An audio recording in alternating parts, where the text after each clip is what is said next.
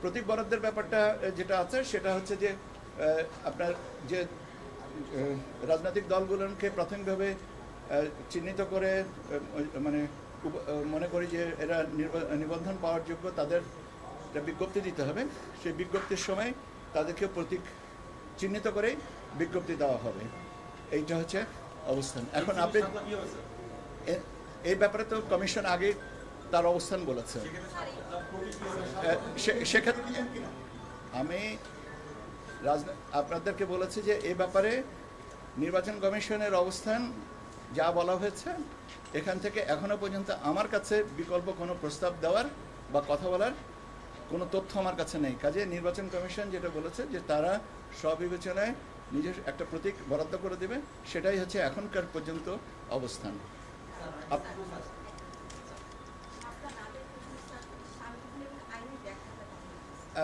এটা নির্বাচন কমিশন মনে করেছে এটা রাখার দরকার নেই সেটা, এবং তফসিল সে করেনি। এটার ব্যাপারে যদি আইনি ব্যাখ্যাটা, তাহলে তো আইনজ্ঞকে জিজ্ঞেস করতে হবে। আক্তার আহমেদ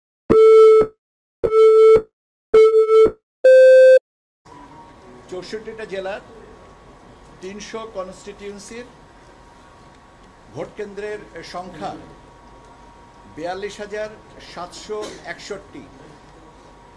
42,761 এটা হচ্ছে কেন্দ্রের সংখ্যা।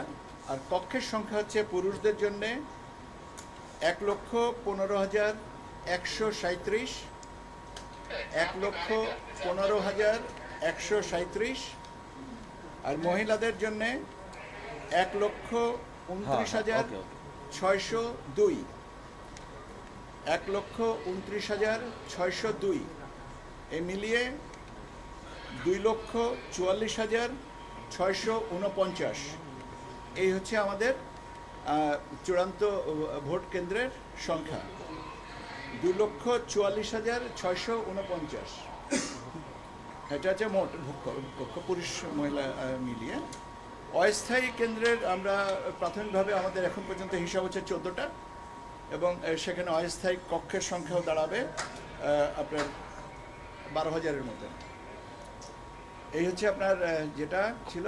আপনাদের অনেকেরই কথা ছিল যে এটা জিজ্ঞাসা করেছিলেন আমাকে যে এটা প্রকাশ করছি না কেন। আসলে আমরা সময় মতনই এটা রেডি করেছি, হয়তো আমি আমার অনুপস্থিতিতেই কারণেই এটা আপনাদেরকে তাৎক্ষণিকভাবে জানাতে পারিনি। একটি কক্ষে আমাদের ক্যাচমেন্ট এরিয়া হচ্ছে 3,000, গড়ে 3,000 ভোটারের সংখ্যা, এবং সেই সংখ্যা অনুপাতে এটা কক্ষ বিন্যাসটা পরবর্তীতে হবে। এটা ভোট ব্যবস্থাপনার সাথে এটা আরও পরে করতে হবে। আপনাদের আরও কিছু প্রশ্ন আছে, সেটা যেটা আমাকে কালকে জিজ্ঞাসা করেছিলেন যে আমাদের কর্মপরিকল্পনার সাথে আমরা কিছুটা পিছিয়ে পড়েছি কিনা। হ্যাঁ, একটা বিষয় আমরা, একটা না দুটো বিষয়ে আমরা এখন একটু পিছিয়ে আছে আমাদের কর্মপরিকল্পনা অনুযায়ী। একটা হচ্ছে যে রাজনৈতিক দলের নিবন্ধন, আর একটা হচ্ছে পর্যবেক্ষক সংস্থার নিবন্ধন।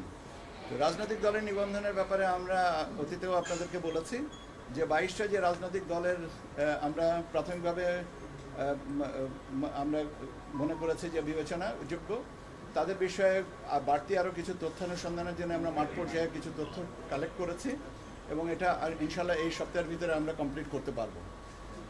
এবং তখনই আমরা এই রাজনৈতিক দলের যে নিবন্ধনের বিষয়টা করতে পারবো। হ্যাঁ, এটা অত্যন্ত সত্যি কথা যে আমরা কিছুটা পিছিয়ে আছি, তবে সে পিছিয়ে পড়াটা আমাদের জন্য তাগিদও আছে, কিন্তু দুশ্চিন্তাগ্রস্ত হওয়ার মতন কোনো কারণ আছে বলে মনে করি না। কেন, যতটুকু সময় আছে আমরা ইনশাল্লাহ সেটুকুতে কভার করে নিতে পারবো। আপনারা সহযোগিতা তো সবসময় আমরা পাচ্ছি এবং ভবিষ্যতে এ ব্যাপারে পাবো।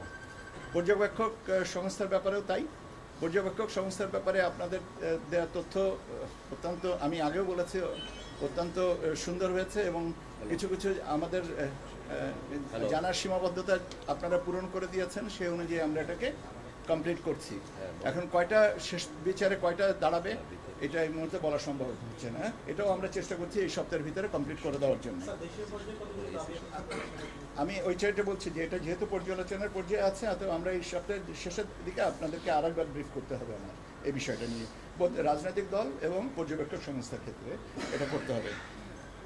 আর আরেকটা জিনিস আপনারা জানতে চেয়েছিলেন যে প্রতীকের ব্যাপারে। গতকালকে সরি প্রতীক না, বিএনপির রাজনৈতিক দলের থেকে এসে রাজনৈতিক প্রতীকের জোটবদ্ধ এটা কমিশন সিদ্ধান্ত নেবেন এ ব্যাপারে কি করবেন না করবেন। তবে প্রাথমিকভাবে বলা যেতে পারে যে এটা উপদেষ্টা পরিষদের থেকে যেটা অনুমোদিত হয়ে গেছে এটা আইন মন্ত্রণালয়ের কাছে প্রাথমিকভাবে আছে। এখন বাকিটা কমিশন চিন্তা করবেন যে এটা কি করা যেতে পারে। নয় আপনার আর একটা প্রশ্ন,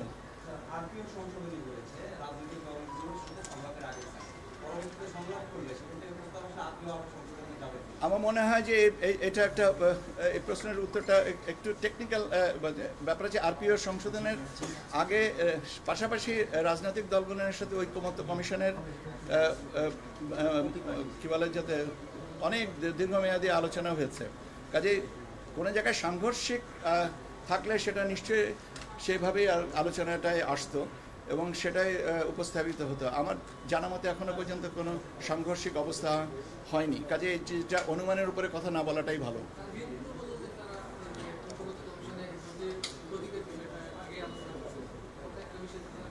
এটা তো বললাম যে সাংঘর্ষিক যদি এটা এখন বিএনপি বলেছেন, এটা কমিশনেও এই কথাটা বলেছেন, গতকালকে ওনারা এসেছিলেন, ওনারা এটাও বলেছেন।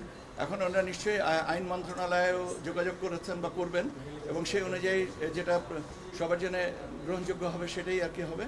আপনাদেরকে অসংখ্য ধন্যবাদ। এতগুলো প্রশ্ন। গণভোটের ব্যাপারে নির্বাচন কমিশনে এখনো পর্যন্ত কোনো তথ্য নেই, যে তথ্যটা নাই সে তথ্যের উপরে কোনো তথ্য দেওয়ার সুযোগ আমার নেই। বারবার অভিযোগ করা হয় যে আপনারা এটার আইনি ব্যাখ্যা দিতে পারেন না, এখন এসে বললেন যে আরেক জায়গায় যেতে হবে না আমাদের। আরেক জায়গায় যেতে হবে আমি কথা বলিনি, আমি আরেক জায়গায় যদি আইনি ব্যাখ্যাটা যেটা হচ্ছে সেটা হচ্ছে যে আমাদের তফসিলে নাই, অর্থাৎ আইনগতভাবে তফসিলে না থাকার কারণে দেওয়া হয় না। এখন এটাই হচ্ছে আমরা আগাগোড়াই বলে আসছি, এখন আমি এই কথাটাই বলছি, তফসিলে না থাকলে দেওয়ার কোনো সুযোগ নেই। এখন তফসিলে কেন অন্তর্ভুক্ত করা হয়নি এটা কমিশন থেকে ভালো বলবে। কমিশন যখন আপনাদের সামনে আসবে তখন আপনারা তখন মাননীয় কমিশনকে এটা জিজ্ঞাসা করেন, আমার পক্ষে তো এটার উত্তর দেওয়া সম্ভব না। আপনি বললেন ইসি পরিকল্পনা অনুযায়ী দুইটা বিষয় শুধু আপনারা পিছিয়ে, তাহলে অন্যান্য সব বিষয় যদি ঠিক থাকে তাহলে আপনাদের এই পর্যায়ে প্রস্তুতি কতটা? আপনি এখন পার্সেন্টেজ অনুযায়ী যদি জিজ্ঞেস করেন তাহলে আমি বলবো যে 90%, 95%, দুটো বিষয়, এবং এই সপ্তাহে হয়ে গেলে 100%।